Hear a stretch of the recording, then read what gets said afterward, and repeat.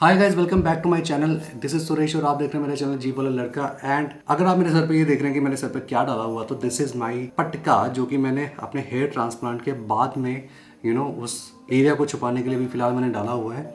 तो आज इस वीडियो में हम डिटेल में बात करेंगे कि हेयर ट्रांसप्लांट होता क्या है, उसके कितने टाइप्स होते हैं, कितनी कॉस्ट लगती है, सर्जरी सेफ है या नहीं है, और कितना टाइम लगता है सर्जरी में, और आपको ये हेयर ट्रांसप्लांट करवाना चाहिए या नहीं करवाना चाहिए। सो अगर आप भी अपने हेयर लॉस से, जो मेल पैटर्न हेयर लॉस है, उससे परेशान हो और आप अभी सोच रहे हो कि आपको ये हेयर ट्रांसप्लांट कराना चाहिए या नहीं कराना चाहिए, या फिर आपको किसी और मेथड में जाना चाहिए, so this video is for you. तो इस वीडियो को लास्ट तक पक्का देखना एंड उसके बाद में मुझे कमेंट सेक्शन में लिख के बताना है कि आपको क्या लगता है कि हेयर ट्रांसप्लांट कराना आपके लिए फिजिबल है या नहीं है, या आपको कराना भी चाहिए या नहीं। सो सबसे पहले हेयर ट्रांसप्लांट होता क्या है, एंड इनफैक्ट ये जो बाल जो झड़ते हैं ये क्यों झड़ते हैं। कईयों के जल्दी झड़ जाते हैं, कईयों के लेट झड़ते हैं, बट ये झड़ते हैं क्यों। सो गाइस, होता क्या है कि जो मेल पैटर्न बाल्डनेस है, ये बेसिकली 80 to 90% जो मेल्स होते हैं ये उसमें बहुत ही ज्यादा कॉमन है। अजीब चीज नहीं है कि ऐसा क्यों हो रहा है।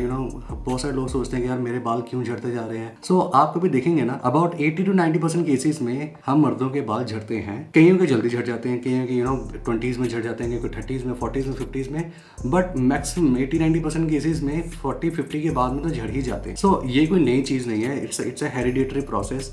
अगर आपके आपके बुजुर्गों में, आपके पेरेंट्स में, आपके पापा, दादा, परदादा, उनके जिस पैटर्न में बाल झड़े हुए हैं, आपके भी सेम पैटर्न में बाल झड़ेंगे।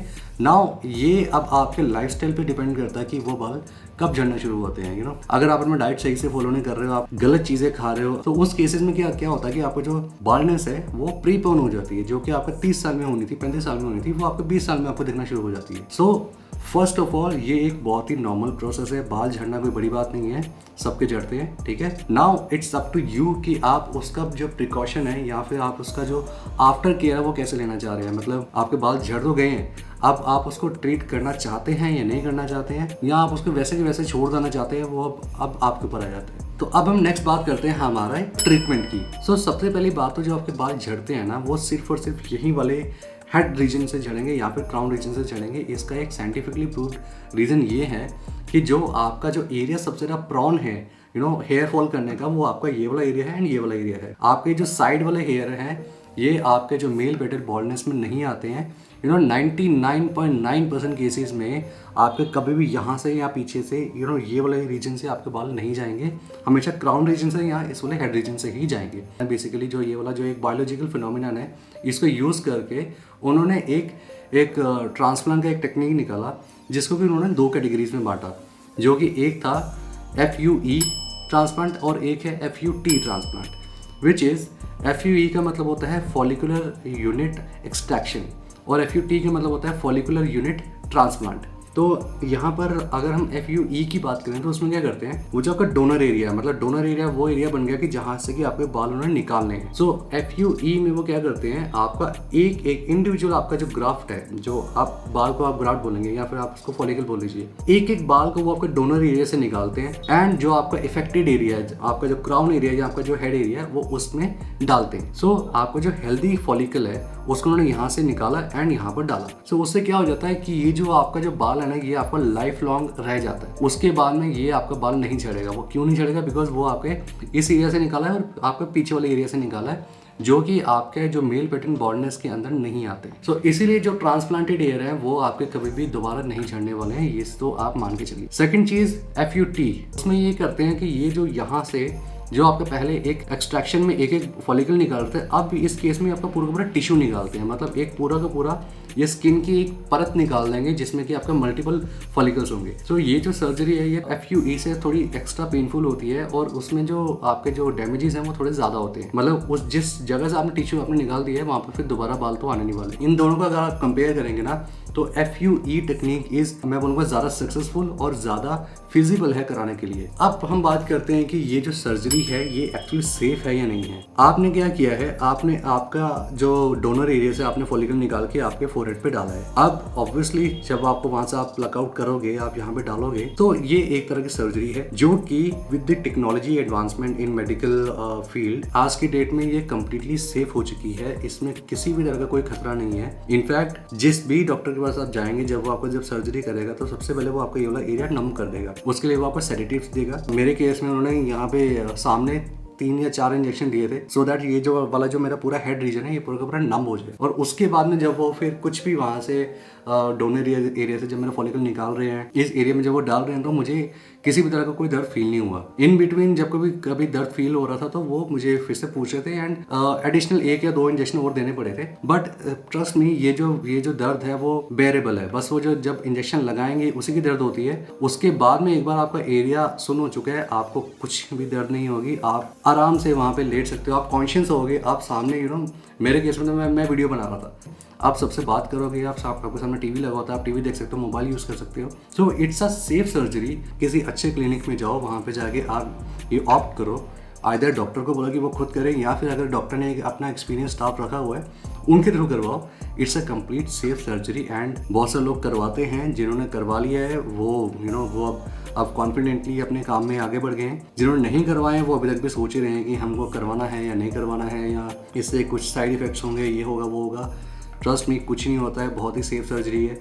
आज मेरा 8वां दिन है और 8वें दिन में भी मैं उतना ही नॉर्मल फील कर रहा हूँ जितना मैं पहले दिन में फील कर रहा था। अब हम बात करते हैं इसके कॉस्ट के बारे में कि हेयर ट्रांसप्लांट का आपको कॉस्ट कितना आता है। इसका जो कॉस्ट है वो वेरी करता है फ्रॉम क्लिनिक टू क्लिनिक, लेकिन जो एक इसका जो बेस रेट है वो मैं आपको बता देता हूँ। जब आप ग्राफ्ट्स लगते हैं तो आपको चार्ज होता है पर ग्राफ्ट के ऊपर, मतलब आपका एक बाल का कॉस्ट आपको बताया जाता है। उसके बाद में आपसे पूछा जाता है कि सर आपको कितने ग्राफ्ट लगाना है, यहाँ आपकी कंडीशन के हिसाब से कि आपको कितने बाल झड़े हैं, उसके बेसिस पे ये डिसाइड किया जाता है कि आपको कितने ग्राफ्ट एक्चुअली में लगने वाले हैं।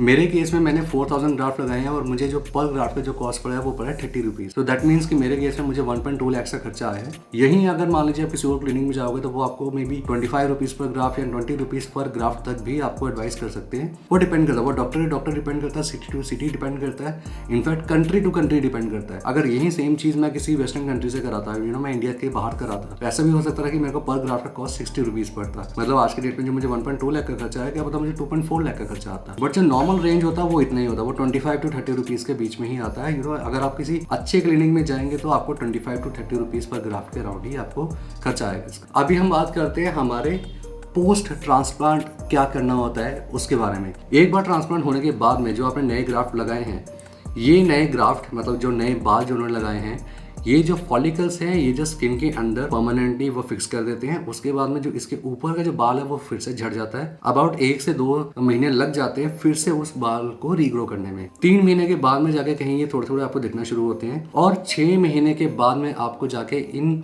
लगाए हुए आपके ट्रांसप्लांटेड हेयर का आपको रिजल्ट दिखना शुरू होता है। कंप्लीट अगर आप रिजल्ट की बात करेंगे तो वो आपको 1 साल के बाद में दिखेगा। अगर आप कभी ट्रांसप्लांट करा के आ रहे हो और अगर आपको ऐसा लग रहा है कि यार मैंने नए बाल लगवाए थे वो तो झड़ गए, तो ऐसा नहीं होता है। आपके जो ट्रांसप्लांटेड हेयर हैं वो झड़ते हैं, वो आपके फर्स्ट 14 डेज के बाद में ही आपके वो झड़ना शुरू हो जाएंगे और 1 महीने तक तो वो पूरे पूरे झड़ गए होंगे। उसके बाद में आपको कुछ मेडिसिन दिए जाएंगे, आपको मोनोक्सिडिल दिया जाएगा, आपको पहले डेज में पहले कुछ डेज में आपको नियोस्पोरिन दिया जाएगा, आपको एक सलाइन स्प्रे दिया जाएगा ट्रांसप्लांटेड एरिया पे लगाने के लिए। डोनर एरिया को आपने नियोस्पोरिन के साथ में लगाना है एंड उसके बाद में कुछ 3 से 5 दिन के बाद में आपको आपके बालों को अच्छे से शैम्पू से वॉश करना होगा। 2 हफ्ते तक आपको वॉश करना है, फिर 2 हफ्ते के बाद में आप अपनी नॉर्मल रूटीन पे जा सकते हो। बट आपका जो ट्रांसप्लांटेड हेयर है वो ग्रो करने में टाइम लगेगा। और रही बात कि कौन से क्लिनिक से करवाएं, कौन से डॉक्टर से करवाएं, तो आई सजेस्ट कि आजकल हमारे पास में बहुत सारे तरीके हैं। आपके पास में फेसबुक, इंस्टाग्राम, गूगल सब कुछ है। वहाँ पे जाके आप जिस भी क्लिनिक से करवाना चाह रहे हैं एक बार आप उसको सर्च करें, उसके आप रिव्यूज वगैरह देख लें। पर्सनली आप एक बार क्लिनिक में विजिट कर लें और उनका जाकर देख लें कि वो कैसा कर रहे हैं। डॉक्टर से मिल लीजिए, एक बार 1 या 2 या 3 सेशन लीजिए उनके साथ में, जो जैसा वो एडवाइस करते हैं उसी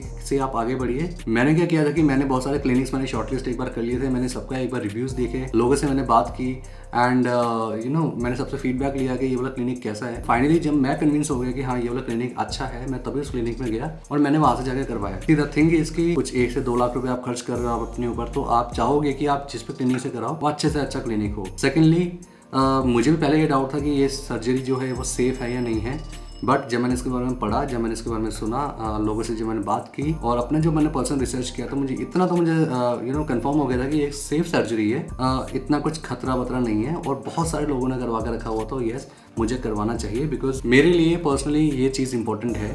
कुछ लोग इसको ऐसे छोड़ देते हैं, कुछ लोग के बाल झड़ रहे हैं, वो नहीं इसके बारे में ज़्यादा सोचते समझते, तो दैट्स देयर कॉल। बट अगर आप पर्सनली अपना अपने झड़े हुए बालों को कुछ करना चाह रहे हो, तो आई वुड सजेस्ट कि आप ट्रांसप्लांट करवा लीजिए, ठीक है। अगर आपका बजट अलाउ कर रहा है आपको, तो आप करवा लीजिए।